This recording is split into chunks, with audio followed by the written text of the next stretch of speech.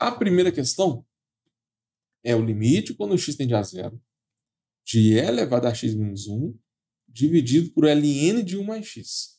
O primeiro passo é você substituir o x por zero. Galera, se você não substituir o x por zero e já usar a regra de L'Hopital direto, você tem uma chance muito grande de cometer um erro aqui. Porque tem a condição de existência. Você só pode usar a regra de L'Hopital se a resposta for 0 sobre 0 ou infinito sobre infinito. Se não der isso, você não pode aplicar a regra de L'Hopital. Beleza?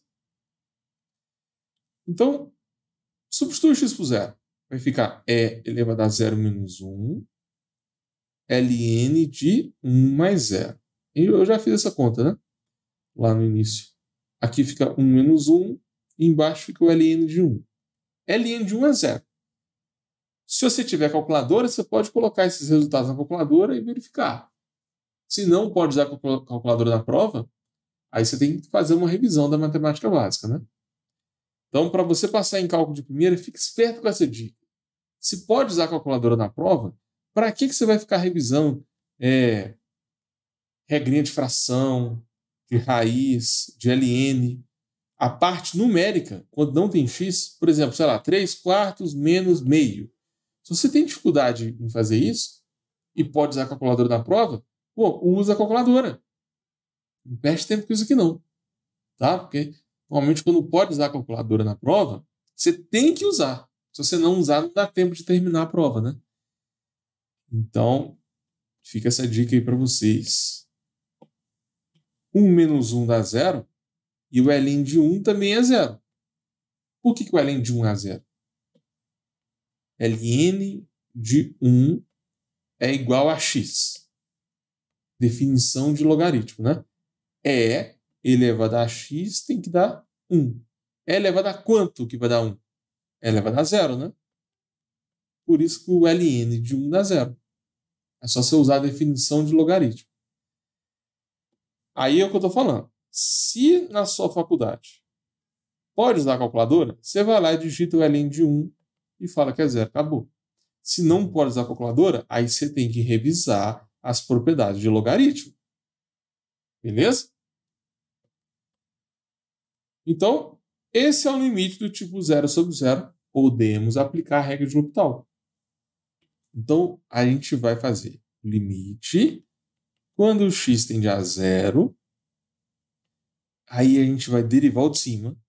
Então, d dx do numerador dividido pelo d dx do denominador. Não é a regra do quociente. Você vai derivar o de cima e o de baixo de forma separada. Então a gente vai resolver esse novo limite aqui. Parece que ficou mais difícil, né? Muita gente já faz direto, já coloca a resposta da derivada.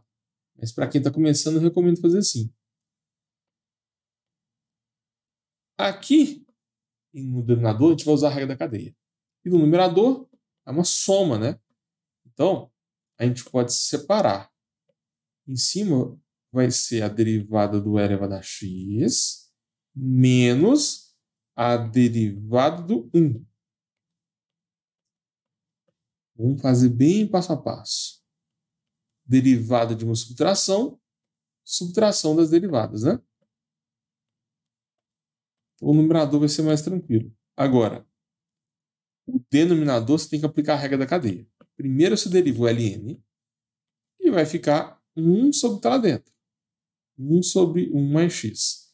Por quê? Porque a derivada de ln é 1 sobre x, né? Você passar em cálculo de primeira, tem que decorar as regras de derivação. Qual é a derivada do ln de x? É 1 sobre x. Qual a derivada do ln de alguma coisa? 1 sobre essa coisa, vezes a derivada dessa coisa, né? Isso é a regra da cadeia. Então a gente vai ter que derivar agora o que está dentro do ln, que é 1 mais x. Se você fizer passo a passo assim, a chance de você errar é menor. Agora, se você já for bom em derivada, dá para fazer isso tudo mais rápido. Então, bora resolver? Vai ficar derivada de e elevado a x, que é o próprio e elevado a x, né? Derivada de 1 é 0, então fica menos 0. Aqui eu tenho 1 sobre 1 mais x. Vou pôr no formato de fração mesmo. 1 sobre 1 mais x vezes a derivada de 1 mais x. Qual é a derivada de 1? 0. A derivada de x é 1. Então vai ficar vezes 1. Essa é a resposta. A gente pode melhorar um pouco, né? Se está subtraindo por 0, você não precisa de colocar o 0. Multiplicar por 1 também não. Então, a gente poderia simplificar assim. O que mais que a gente pode fazer aqui? Se eu estou dividindo por 1 sobre 1 mais x, eu posso multiplicar, né?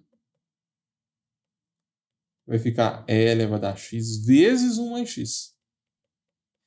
Isso aqui eu já vi muito aluno e não passou em cálculo de primeira por causa desse detalhe. Inverso de fração. Isso aqui vai cair toda hora para vocês. Ó. Se você tem A vezes B, é a mesma coisa de você escrever A dividido pelo inverso de B. Entendeu? Toda divisão pode ser escrito como uma multiplicação. E vice-versa, né? Você também poderia manter o B e dividir pelo inverso do A. É a mesma coisa. Poderia ficar B dividido por 1 sobre A. Então aqui, como eu estou dividindo por 1 sobre 1 mais x, esse 1 mais x passa multiplicando o elevado a x. Essa é uma propriedade de fração que pouco aluno lembra, tá? Então anota isso aí. Agora, acabou? Claro que não, né? A gente derivou, agora a gente tem que resolver esse limite. Substitui o x por 0. Vai dar e elevado a 0, que multiplica 1 mais 0.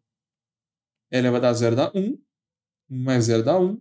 Então a resposta é igual a 1. Normalmente, já vi isso acontecer em vários casos, você usa L'Hopital, deriva, e o limite que você encontra dá 0 sobre 0 de novo. Aí você tem que usar L'Hopital mais de uma vez. Nesse caso não precisou. Agora, gente,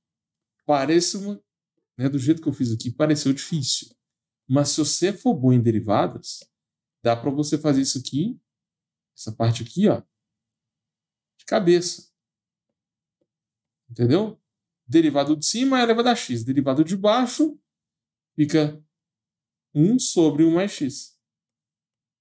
Aí você, na hora, já chega nessa resposta, tá vendo? Dá para fazer esse exercício com menos linhas.